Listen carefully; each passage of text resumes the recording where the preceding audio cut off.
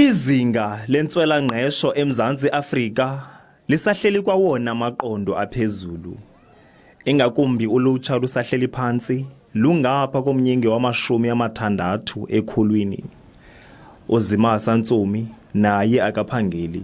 Uthi oko wayeyifumene lemali yesisibonelelo se-R350 kwisigaba sokuqala. Sukela oko isicelo sakhe asikavunywa. I think mna urhulumente bingase asose enyusa ingabi 350 understand, then umuntu azokwazi ukwenza because almost ngokwexesha esikolo akuphangelwa, ya understand. Umbutho wamakomanisi befake uxwebhu lwezikhalazo kumphathiswa uGodongwana, benyanzelisa kunikwe isibonelelo kulutsha olungekasebenzi.